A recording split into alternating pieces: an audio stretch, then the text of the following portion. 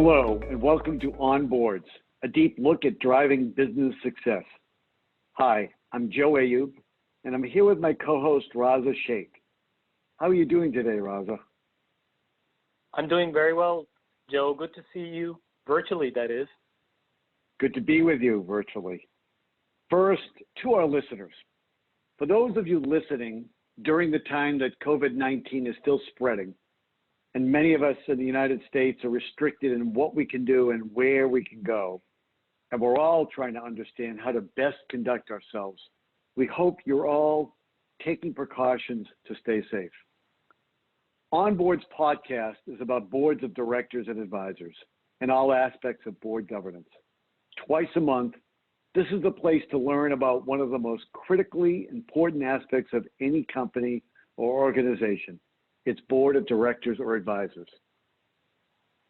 Joe and I speak with guests about a wide range of topics about boards, what makes them successful or unsuccessful, and how to make your board one of the most valuable assets of your company.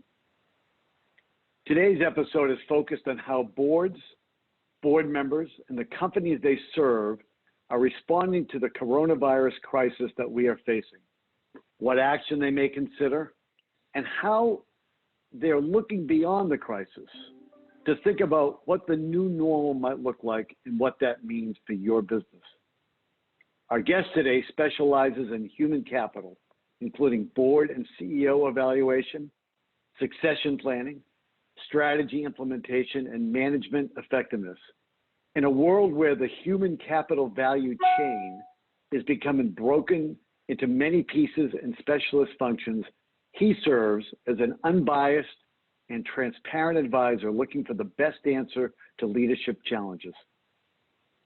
He was previously on the executive committee of the global management and consulting firm Egon Zehnder, leading its operations, and founded its Boston office over 20 years ago.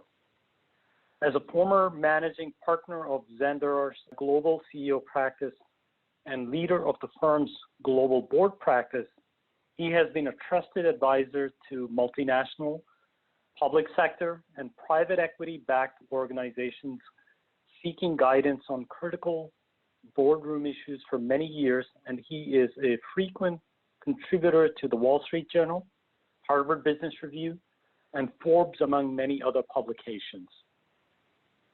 He is the founder and CEO of the Davis Partners Group. We're very, very excited to have George Davis as our guest today. Welcome, George. Thanks so much for being with us today as a guest on Boards. Thanks, Joe. Thanks, Raza. Great to be here virtually. First, how are you doing amidst the uncertainty that is so prevalent in our lives right now? Well, Joe, thank you. Personally, I'm fortunate enough to say I'm safe, I'm sequestered, my family's in good shape. And professionally, I thought I'd be quiet, but it's actually quite busy talking to a lot of the boards that I consult with.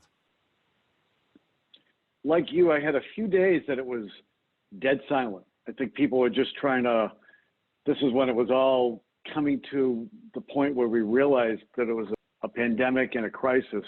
And then the conversation started again. And now with Zoom and other virtual platforms, I'm actually meeting with more people than I was last month. It's counterintuitive to me, but it's good to be in contact with people virtually. Well, it's interesting. The meetings have increased, but actually the topics for me have changed. It's gone from regular board governance consulting into crisis management. And I've either been old enough or fortunate enough to have been around for a while. So I have seen this a couple of times, and I think a lot of the boards that haven't gone through this or have had new board members trying to understand how best to operate are seeking some advice. That makes sense. So what are you now seeing in the boards that you're working with that are different in the conversation that you're having? Well, what's interesting now, the conversations are all the boards are on deck. It's all hands on deck. Everybody's on a group call. I used to have calls with either just a chairman or the NOMCO head or a committee leader, but now everything's in crisis mode. And when you shift from a normal pattern or routine and you go into crisis mode, communication patterns and frequencies really change. George, what would make a good board now in this new world? What makes a good board now, or what makes a good board member now? I think the real thing that I'm talking to a lot of companies and a lot of directors is know your role. When you're in a crisis management, really know what the board's job is and don't panic and communicate better. I'm going to switch it to a broader context. I know every country is having to deal with this crisis. What can we learn from how international boards have handled this crisis? It's interesting. There's a lot more commonality than differences. I think right now on the public company US boards, there's full engagement, there's full duty of care, rights and responsibilities, there's full dialogues. When you talk about Asian boards, most of them are family run. 75% of Asian boards are run by families and they're not public.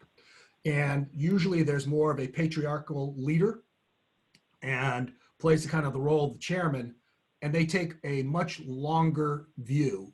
And I think they're patient. So they understand that things are going to be radically different in the short term. And they're really trying to understand the implications to their business in the longer term than the short run.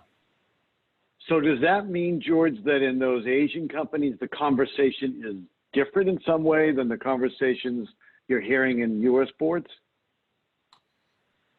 The conversations of the companies that I'm consulting with now are more balanced.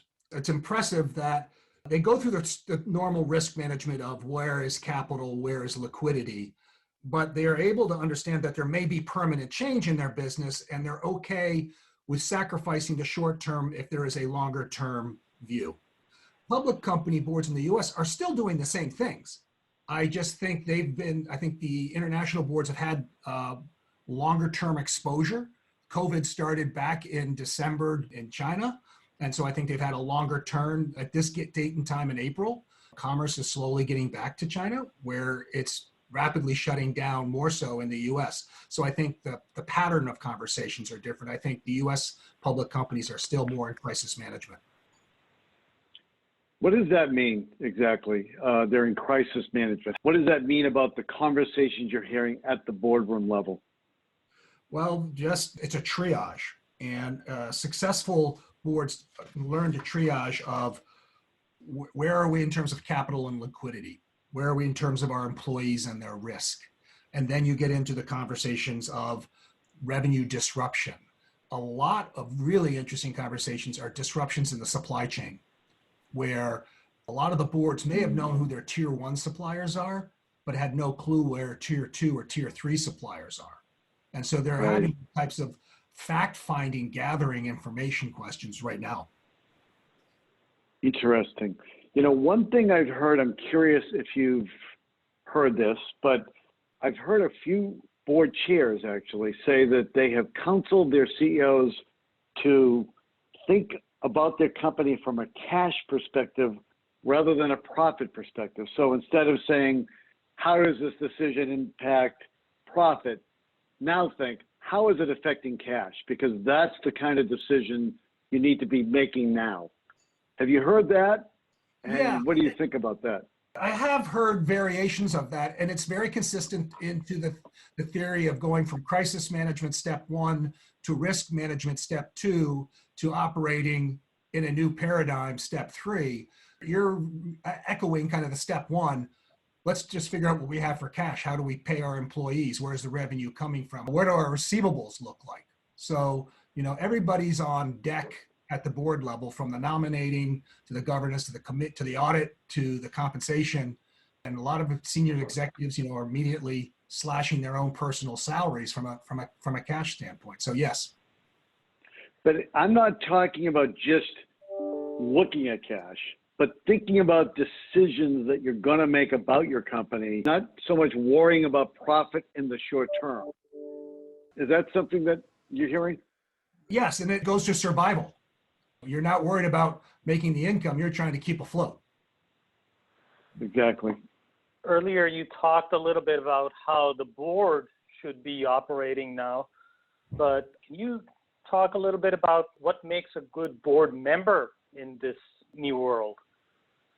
Yeah, one of the things that I try to advise, and I guess just from past experiences, again through 2001, 2008, and now, I think a really good advice to a director is to know your role, understand your duties of oversight, your duties of care, listen aggressively, but fight the tendency to grab the wheel. We have a lot of boards now with a lot of experienced people, and the tendency in a panic situation is to grab the wheel, kind of like my daughter when she's learning to drive.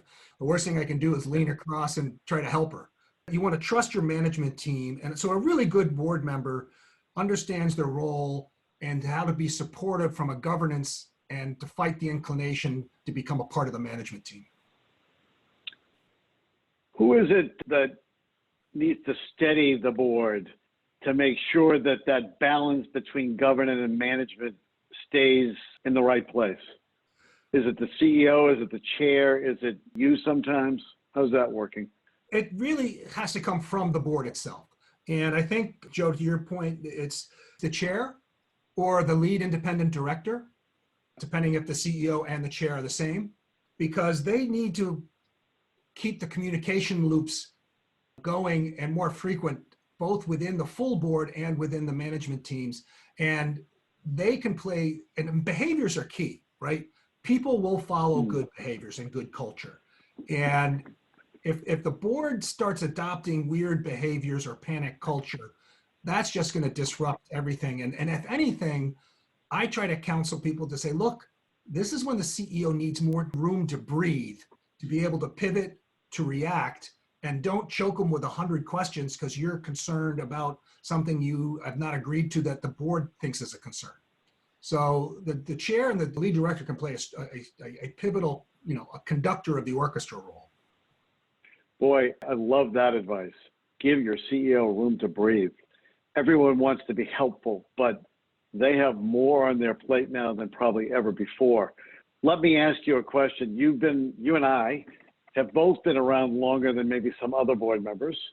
How does this crisis differ from those that we have faced in the past?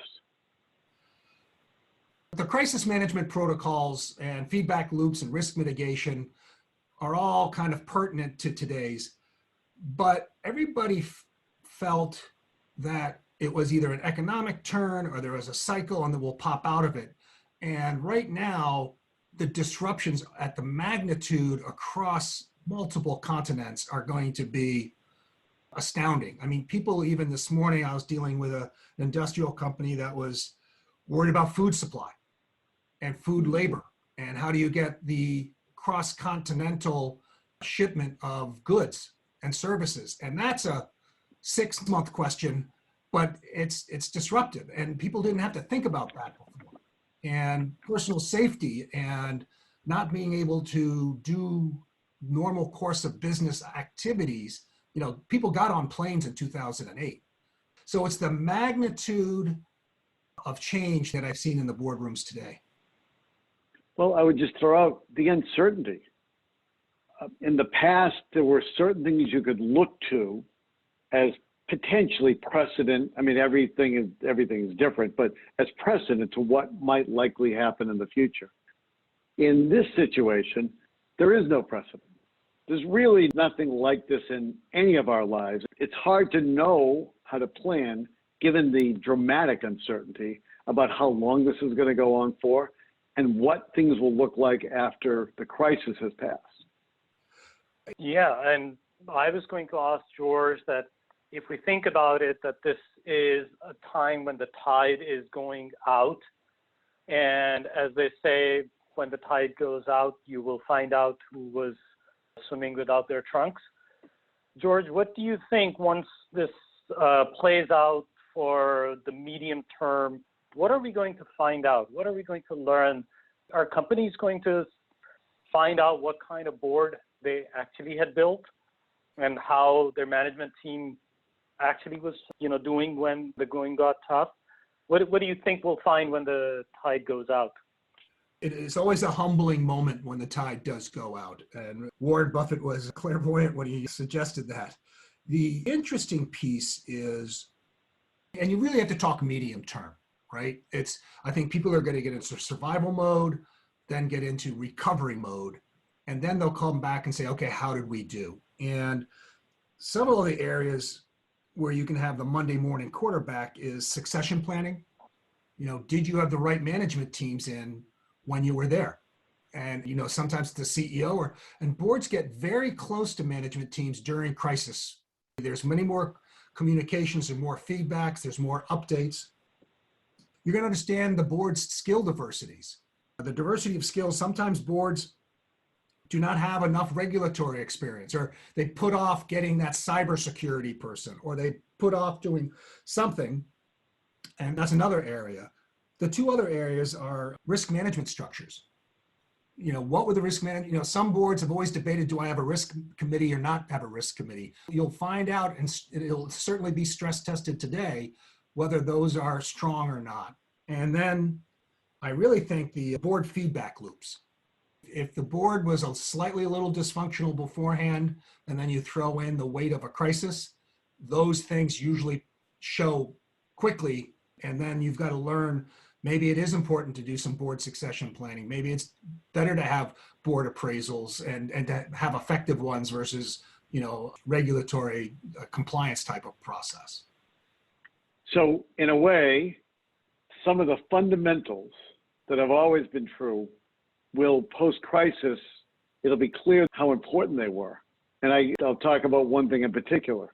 We talk about diversity of boards, and I don't mean just gender diversity. I mean diversity in all ways, diversity of skills, expertise, and other attributes, because the diversity in the boardroom means different perspectives, and collectively, that group of people then is usually stronger. That kind of fundamental seems to me like something that would really, really go a long way now for a board.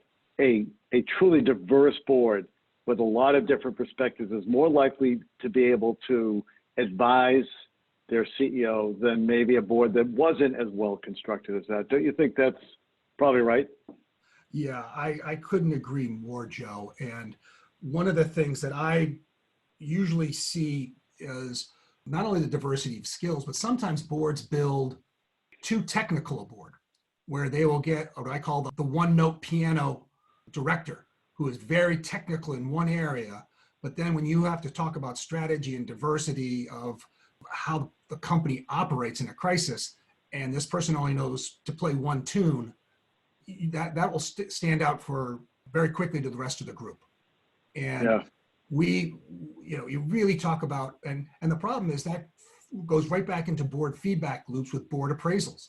If you're not giving feedback to a director to be better, or to have the honest conversation that perhaps after 15 years, you may not be as relevant today when a company needs to pivot into a new area or have much to add when it is in an area. I'm a strong belief that after this crisis, that board appraisals and board succession planning will become a hot topic. Just like CEO succession planning came a hot topic when the 2008 crisis came. Board succession planning is going to be a topic of, geez, did we have the right people around the table? How long is too long? And what do we need to do about that? Absolutely right. No question about that. I think also that the sometimes difficult process of offboarding, which even the best CEOs and board chairs sometimes find very difficult, is going to be easier, because looking at how the board responded in the crisis is going to give people a basis for a conversation, the kind of conversation that people should be having with board members all the time. But because of this, maybe that conversation is just going to be easier to have. I agree. I think it's good. It's funny. I didn't think of it from that way when you started the question, but I get it. Meaning, yes, now it's like, hey, we just came through this. We need more regulatory. We need more supply chain. We're in a new industry now. We've pivoted into something completely different. We need something. The other thing that it's going to come up with, and I worry that because the economics are changing, and the economics, I don't know what 2021 is going to look like economically, but I do worry that people are going to want to sit on boards as a part of their retirement income. And they've lost a lot in the market. Their businesses are changed. And I saw this after 2008 and a couple of other mini crises where board members like to stick around because they need that extra cash to supplement whatever they're doing. And that's a red flag behavior when I talk to somebody why they want to be on a board, or someone calls me and says, hey, I want to get on a board. I want to have my retirement. I want to be on 2 or 3 and live on the Cape and do something, and then you're like, that's not the reason to be on a board. And that's a huge red flag behavior. And I worry, I think boards should be attuned to that, and CEOs should be attuned to that as well. Great point, George. George, as you mentioned, nobody's building boards right now. But as you know, that when this will be a little settled and over, we don't know how long would it take, but post-COVID-19, people will be recomposing and updating their boards. What do you think would have changed at that time? And when you are looking at board candidates, how would you look differently in that post-COVID-19 world now when you will be updating or composing boards? So it's interesting. Boards will be different. I don't know how yet, but they will. But the tenets, what will usually happen is, what is the business that they are in, and how do you layer the competencies and the matrix skills of the board to where the future of the company is going to be? And with this huge consumer disintermediation that's going to happen post-COVID-19, boards are going to have to be in different businesses. Are you in a service industry? Are you consumers don't want to go to store bricks and mortars anymore? Are you in a delivery business? What does that look like? Are you an e-commerce shop all of a sudden because everybody wants it delivered? And if you're a struggling garment manufacturer that was about to get disintermediated out of foreign lands with a cheaper manufacturer, maybe you're making PPE equipment right now and you've retooled yourself, that may be, a short-term 2 to 3 year survival mode for the company. And the company may pivot and look completely different. And it's not to be opportunistic, but it's to be steely-eyed, sober as you look at business realities of what can you do and how does the consumer model change, or the business-to-business model. So you refer to the matrix of the board, and I'm thinking about the kind of charts that I look at about the boards and what you're looking for in the board. And I think that's a great visual for me, at least, to think about. That chart is different. We don't know how exactly it's going to be different, but it's not going to be the same chart either within the company or just generally what you may be looking for to build a more effective board. I think that's a great way to look at it. I did want to ask you this. To what extent are you or chairs advising their CEOs to think about what post-crisis looks like? People have to focus on now and the short term. That's survival, as you said. But it seems like you got to spend, some percentage, 10% of your time more for some companies, thinking about where are we going to be next year and what do I need to be doing now to get ready for what is going to be facing me? What I enjoyed was your definition of long term was next year. There's some. That is truthful though, but that is long-term thinking right now for CEOs. And I think one of the things that we chat about in the boardroom of the boards that I sit on and then the boards I advise, which is right now, fight the urge to be false predictions of overconfidence, to be extremely clear in your communications. Honesty right now is way more appreciated than anything else and again, it's that tone and balance. So if it's uncertain, say it's going to be uncertain. If it's going to be hard, tell them it's going to be hard. But I think the worst thing either directors can do or even CEOs to their board or to their employees is to be false positives. I think false positives destroy morale. Boy, there's no question. Clear honest, authentic communication is the gold standard. No question about that. I think in the clear communication, George, you were saying if we're not going to be open by Easter, then say that we're not going to be open by Easter. Exactly, especially for new board members, because there's a lot of new board members that have come on, which is don't overpredict and don't get overexcited, but don't panic, but just keep, steely-eyed, cold, sober view. And if you don't know, tell them they don't know, because then everybody feels that you're in the same boat with them. Right. Makes sense. Going back to the topic of offboarding, George, that's something that was relatively important, but relatively hard to do even pre-COVID-19 world. What have you seen in terms of effective ways for board to be, up to date and refreshed with the skills, experience, and expertise that they need? I think the conversation is going to be difficult to say goodbye to somebody, especially if you've gone through a crisis. If you've been in a foxhole with somebody for the last year and a half, the need, there's, the boards, it's interesting, when I work with boards on this topic, they'll say, gosh, I have 5 or 6 screaming needs we want on the board, but we want to keep the board the same size or smaller because they're more effective. And then I kind of just pause and I'm like, well, how's the math work then? And no one reflects, like, everybody wants to go to heaven, but no one wants to go right now. And it's a hard conversation, but I think as long as you keep the pillars and the guideposts are, what are the competencies and skills that you need? And then you have an honest self-evaluation, board evaluation process once a year to say, are we meeting what we say we need? And if the board gets into a cadence of that discussion, it'll happen. Just like it did with CEO succession. That used to be a taboo subject and quiet backroom conversations, and now it's a right up, as soon as the CEO joins, we talk about succession planning right after he's on board or she's on board. And I think boards have to start doing that themselves on an annual basis and get into a cadence of dialogue. As uncomfortable it might be, but there's some great boards that do it right now. I think it's usually the weaker boards that are afraid to have that conversation. I was going to say, exactly. The fundamentals are important, and this will highlight how important some of those things are. And one of those fundamentals is we always talk about how important it is for the CEO and the board to have trust and transparency.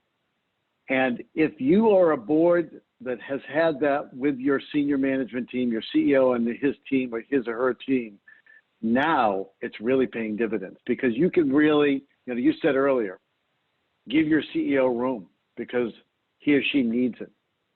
If you've developed a strong foundation of trust and transparency with your CEO and their team, then it's going to be a lot easier to say, go do what you got to do. We just need a briefing. We need a 1 hour. We don't need a long board meeting, for example, because we know you're going to do the right thing.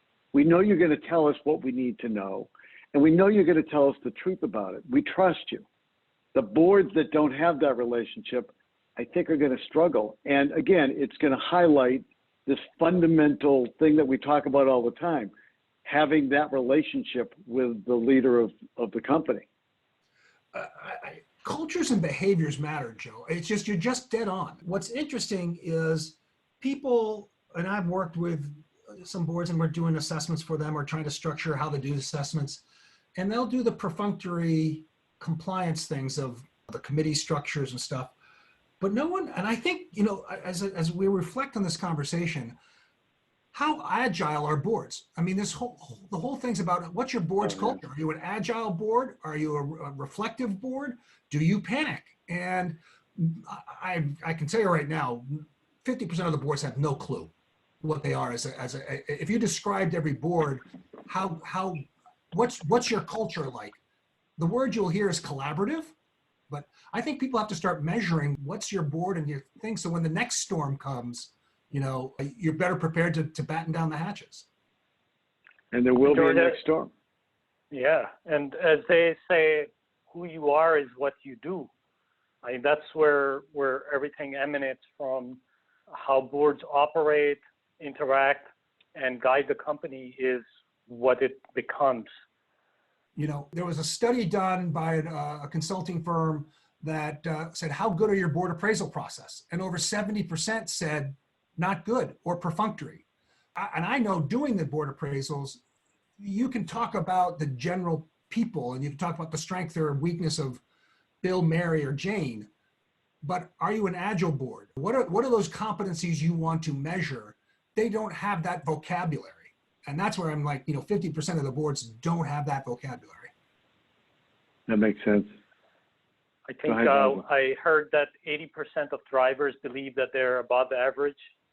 Yes, that was a study of Swedish truck drivers. And they said, how good are you? 80%, they're in the top 5%. So yeah, it's like that. George, I wanted to also talk a little bit about aspiring board members. Many of our listeners are aspiring board members. What should they be thinking, developing, or working on for their skills and expertise? You know what? That's a great question. And I talk to groups about this often. I think get educated on the roles and the responsibilities of a director. Don't view it as a retirement plan. Don't view it as a resume builder. But if you really understand the duties of oversight, the duties of care, and your personal risk, brand and legal, and then what you owe the shareholders, the employees, then you're going to come in eyes wide open, and it automatically wants you to learn more, and it forces you to learn more.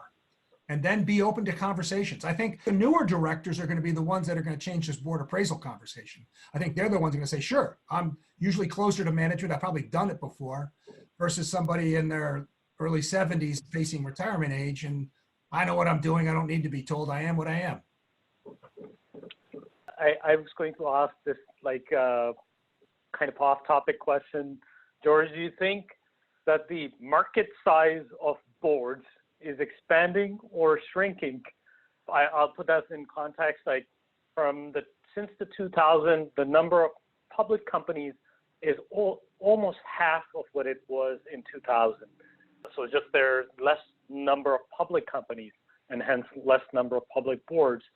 Private enterprise, however, has been expanding and increasing in numbers as capital formation and venture formation has happened over the past many years. Now, with this crisis, we do expect that many of the companies won't survive, unfortunately. But generally, where do you see the trend of boards in general and board market for board members going? Raz, it's a great question. And I was just talking with my partners about this a couple days ago. What will be sure is, the IPO markets and things like that, who knows what that's going to look like in a year. But one thing will be certain, that the board turnover, the velocity of change has always been very high post a crisis because people realize who they've had or what they need to get. I also think that private equity, once liquidity comes back into the market, they've been sitting on billions of dollars of dry powder, but the valuations have been too high. I think the private equity players are going to be voracious in terms of their appetite to put capital to use, because they also get carry. And once they put the money to use, then they're going to be making money that they lost in the market. And that means board change. And I think we've done a lot of conversations on and consulting to private equity shops of how to best optimize boards. And again, different characters on competencies are needed on private equity boards than on, say, a US public large cap board. Very different individuals. And the velocity of change will be very high, I think, in 2021, 22. Great. Thanks. That's a great answer. George, it's been great speaking with you. Thanks so much for joining us today. I hope you and your family will continue to be well and stay safe. Thanks, Joe, and thanks, Raza. And please, everybody stay safe as well. But thank you for the privilege of being on your show. Thank you all for listening today to On Boards with our special guest, George Davis. Please stay safe, take care of yourselves, your families, and your communities as best you can. Raza, please take care. I hope you and your family continues to be well and stay safe. Yes, Joe, and we are all safe. Thank you. And I hope you and your family as well.